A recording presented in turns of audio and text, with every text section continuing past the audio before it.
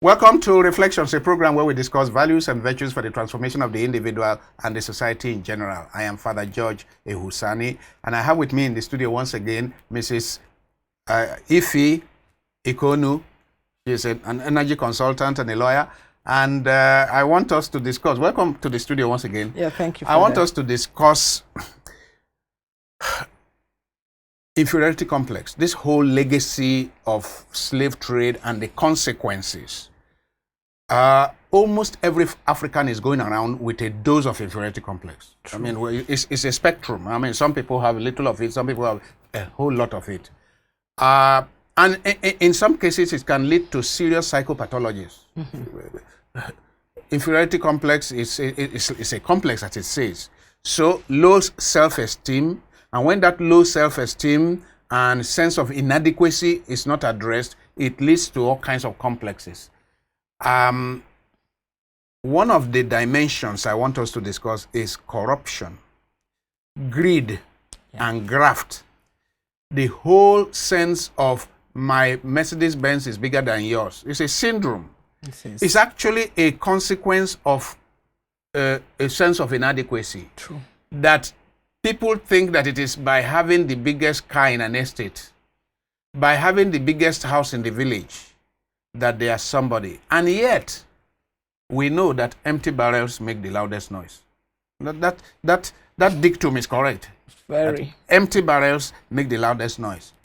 So, people who have, it appears that people who have a deep sense of inadequacy, it pushes them to do a lot of wrong things. They want to be on top so that people will applaud them. Mm-hmm. They want to acquire the most expensive things. They want to, and it may then lead them to steal, to cheat, to manipulate others, to, do all kinds of criminal things, and yet they will not be satisfied.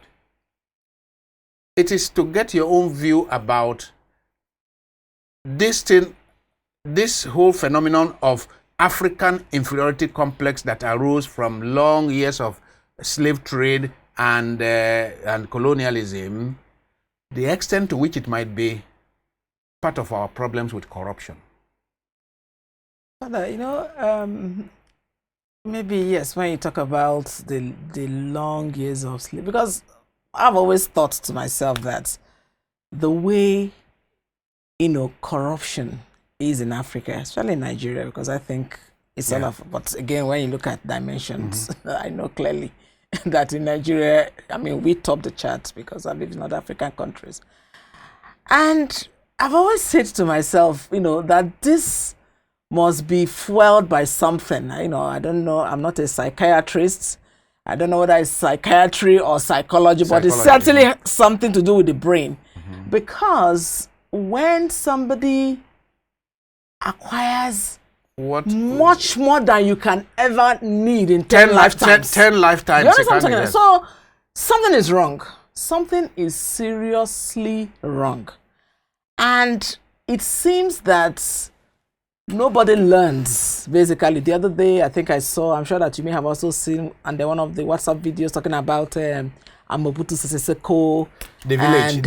And what he left, basically. Yeah. And it's the same thing everywhere. Each African country, you have something close to that. But guess what? The next person. Right now, we are dealing with scandals in this country that are like mind-boggling, basically. So nobody is even saying this amounts to nothing.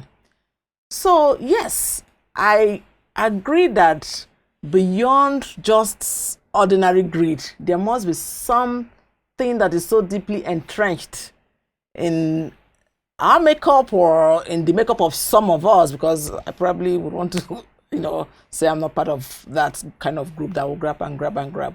But there is a big, big issue. And why it bothers a lot of us, including yourself, is the fact that it seems not to be ebbing at all. Yeah, no, it's worsening. It's worsening. It's worsening by the day. When is enough enough? And when you begin to steal what you don't even need, and not only do you steal what you don't need, so many others are deprived of the very basic as a consequence. And you know an immediate consequence. Yes. Many of these people who are stealing what they don't need in 10 lifetimes are destroying their children with the excessive wealth. Absolutely. You know that there is a saying that hard times produce tough people. Sure. Tough people produce soft times. But that the soft times produce weak people. Yes, weak people. So you now have this whole... So you have a vicious circle. That doesn't quite work. So the guy makes so much money, whether he stole it or earned it legitimately, but he makes so much money that he doesn't know what to do. Uses it to spoil his children. Then his children become so soft that they are not able to... You can't make them in charge of the company you are living. No. Because they are not equipped. Exactly. It's not beneficial to them in any manner. Yes. And we see that every day, basically. And that is why even for us, when you look at Nigeria and other African countries, you can hardly see companies that they'll tell you, oh, this company was done 100 years ago. And like you see in America. Family. In America, in Europe, they'll give you a history. Oh, yeah.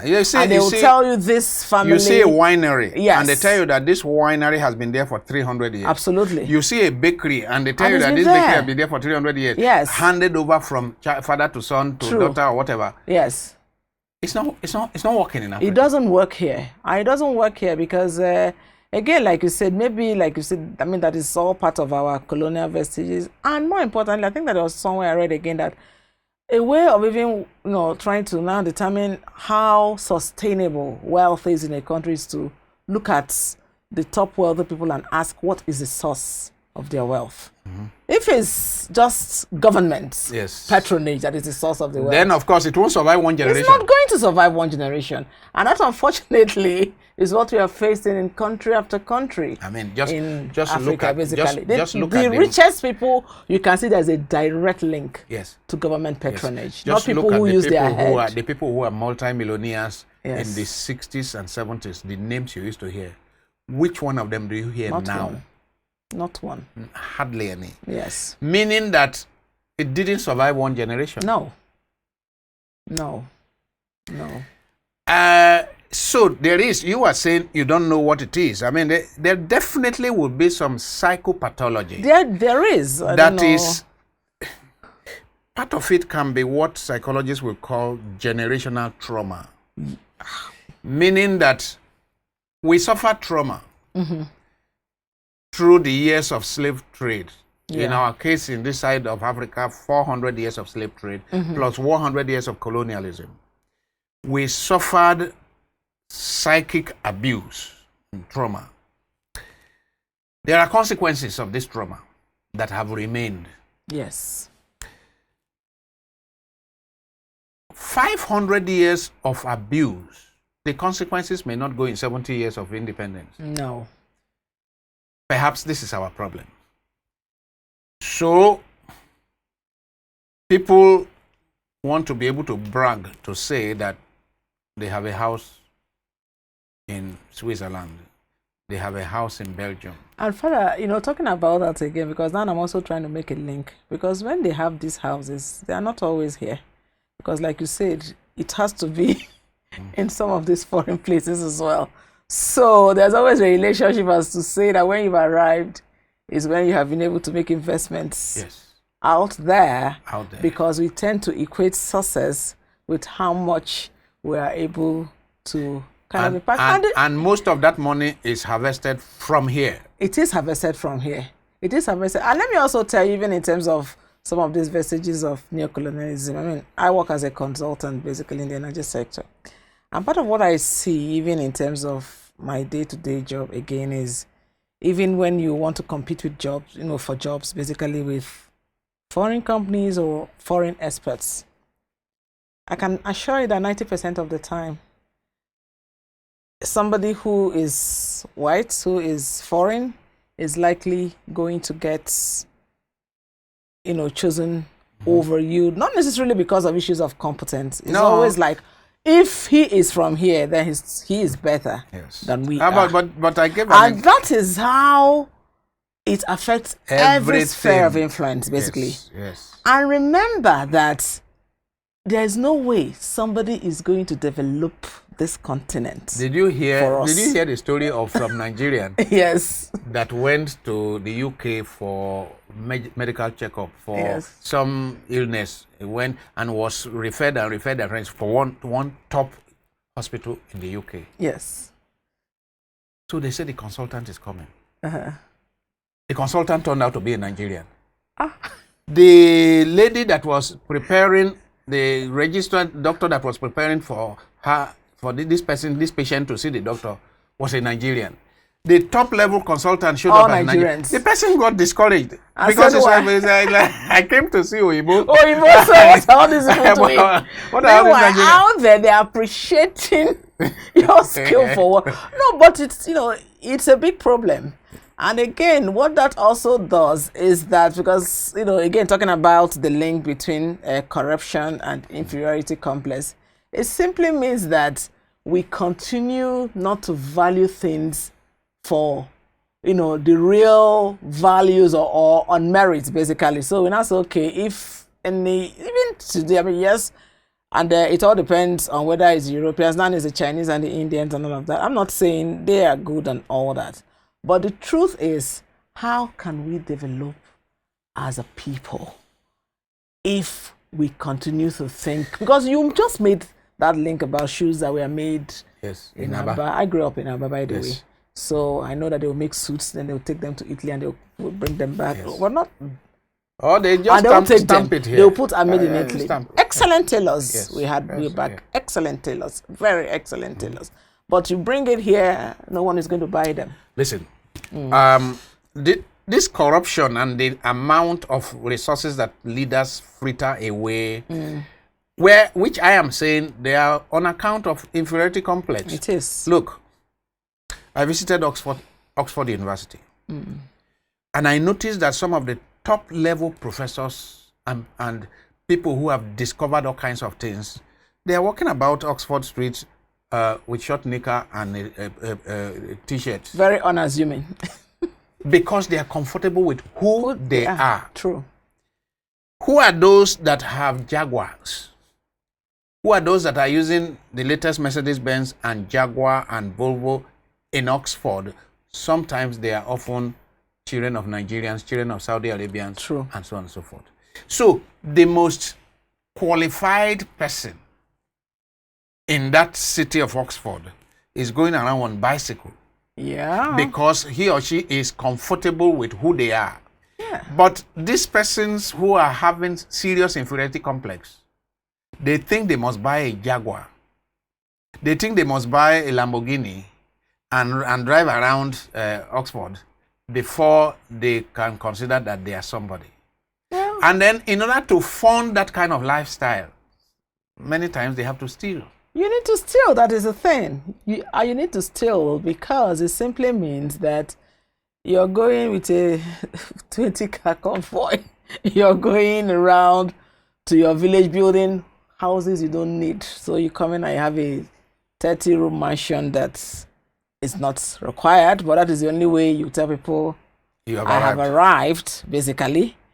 And so there are multiple dimensions to this issue of low self-esteem tied to the need to have and have. Because we tend to think that it's only in the physical acquisition of things that we show people. Because again, for us, it's showing people. No, it's not about... And it has nothing, because it's something that comes from within. You can never show people enough like I said, to have that self-confidence. It's an internal You thing. have said show people. To tell you how the emphasis is on showing people, yes. Look at how we do burials of our parents. Absolutely true. Even parents that were neglected. Yes. When people are now going to come to attend the burial, we now build houses, overreach ourselves to show people. We can even build houses then. Meanwhile, these parents had no decent houses to live in. Yes. Then because people are coming and you need to show them. Yes. Then you begin to do same thing. Whether it is wedding of our children, we need to show people. Father, the wedding thing bothers me a great deal. Basically, this morning I was discussing it with some of my. Because I work out in the morning with a few of the people that live in my estates. And we're trying to compare weddings, like when I got married over 30 years ago and today. And the fact that today, because that is also, and again, and we're leading into like, why are there so many people who are not married today? So we're saying, well, today, to do a wedding and show them, pepper them, like they say, you may be talking about millions today. So do a wedding is about showing them. It's showing them. It's called the pepper them gang.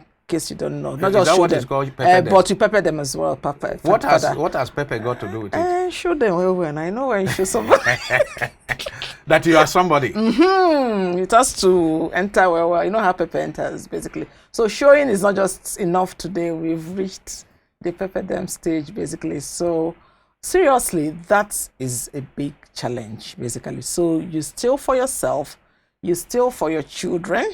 And you still to show. To show. You still essentially to show, in honesty. It's not anything about just to show. So they go, oh, did you see that? And of course, again, we still come back to the influence of social media today. Because now showing means that there are several platforms. I just discovered, you talk about marriage of 30 or 35 years ago. And today, I discovered that even the poorest person marrying today, you get the invitation card and they will tell you, dress code, color code, onion purple, onion over purple. Sure. And I'm saying, when did we begin this nonsense? When did we begin this nonsense? I witnessed a lot of people who married in the university. True. In those days, sure. Where they went to lecture. Yeah. And then they came back from lecture, prepared. The next morning, they went to a chapel, had their wedding, and they returned to lecture. And if they had puff, they share with people, and True. It was fun. It was. But today, like I said, even the poorest couple, they will overreach themselves in trying to show True. them. Yeah. And we are coming back to the whole, why do people think they need to show them? Exactly. So which is still comes down to the issue of complex. Why is it so important to manifest this? Because it's all about physical, because there are no intrinsic values. And further, I also think that the more we are losing our core values as Africans, the more we focus on the externalities. That is it. Because remember that a whole lot of why we were who we were the core values that were intrinsic to us culturally. We are watering down our culture, we are forgetting who we are, and we are now, focused on the external, focused on the superficial. On the superficial, more importantly. You are very correct. On the superficial, on the things that no longer matter. And we do not have enough voices. That's where you're going. Yes. What is the role of religious leaders here? What is the role of school administrators? Sure. What is the role of political leaders? Exactly. So that is where I was going to come to, because I was going to come to the solution. We don't have enough voices. We don't have enough people now standing firm and saying this has to stop. I mean, growing up, a child belongs to the community. I'm sure you probably had that same kind of upbringing where you're doing something, even if your parents are not there. Any parent who was in that neighborhood. A child was a child of the community. That was what it was, basically, yes. But we are losing those values, and it's all about I, me, and myself. So the more we are, again, that also has to do with the influence of this lifestyle that has not been cultural to us. Remember, we've always had a community-based approach to the way we lived and all of that, but today we are becoming more and more insular. So I don't know who my neighbor is. That is the truth. So we all have fences. We don't know who. So everybody is thinking about themselves. And in thinking about yourself, all you want to do is to compete as to how can I show you? I don't even know who you are, but I still need to show you. I still need to show you. It doesn't. that shows you that it is madness. It shows you that it is some that's kind what I told you. I said it's not just psychology. It is both of them. There's an element of psychology and psychiatry in it, because there must be some. Yeah, because how do you want to show somebody you don't know? You want to pepper them. You want to pepper somebody you don't know. I mean, it doesn't make sense. Exactly. So that's why I think that. So religious leaders have a lot to do, because we are supposed to promote values core values. Sure. And community life is one of those values we need to sustain. Family, and not just nuclear family, but extended family, we're supposed to. Then the whole thing about discipline, honesty, truth, integrity, and value all these things beyond these superficial things. So important, basically, because because we must return to those core values, Father. We must have enough people, like you said, our religious leaders, our schools as well, basically. Because you talked about curriculum. For years, we didn't do history. When I was growing up, we had subjects that were called civics and all of that, where kids were taught in terms of this is who you are, this is your obligations as a citizen, this is your obligation as a child, as a parent, and all of that. I do not think any of those things are being seriously thought. Even in terms of community engagements, basically, we had Boy Scout, Girl Scout, some things that we are driven at ensuring that children inculcation of those values at a very young age. I don't know much. I don't hear so much about any of those. I think that the consequence of what we are seeing of centuries of slave trade, decades of colonialism, I think part of the consequences is what may be called social dislocation. Okay. There is a mental dislocation, what you call psychiatric problem, and there's also a social dislocation. The very fabric of society has been destroyed. Absolutely. Then we now, who held society together? They were leaders. Now, but with the incursion of colonialism, what happened is that in many places, the organic leadership was uprooted, and then they foisted on the people what they call paramount rulers that didn't emerge organically. So you now had people, some actually scoundrels, that became leaders, and that legacy has continued till today. I agree absolutely. And then they wouldn't have the credibility to work on what you call core values, because they themselves emerged not, and they are not products of those value systems. I agree, because I also share the view that the way leadership was foisted on Africans by the colonial master, that is where you now had people who would not naturally have been community leaders and all of that, now being made leaders, have had that lasting legacy that even up to today, we no longer see leadership from the point of view of how it was in the past traditionally. Yeah. We look at it as any person, any charlatan, anybody, any smart person, anybody who is streetwise and smart. And you can't give what you don't have, basically. No. So remember again that if you are supposed to lead, if you're supposed to have a way of ensuring that people are vested with those core values, you must first of all have them yourselves. No, you must encapsulate those values yourself. You must yourself. So people look at you and say, this is what you stand for. But if I look at you and you don't have any of those core values, then why would I follow you? Why would I listen to you? Basically, yeah. And typically, again, that is why I keep saying the voices, we need to find ways of saying, yes, this is our problem. But I also think that perhaps we have gone so down today that people would begin to say, okay, how do we now solve this problem? Because there has to be a way out. Either we evolve or we die. I mean, that's the way I look at it. That's just... The conclusion is that the way we are living now, it will not take us home. No way. It's not going to take us home. No. And people just have to get to a point to say, no, we need to change our course. We need to. They say, if you do not change your course, you will end up where you are headed. Yeah.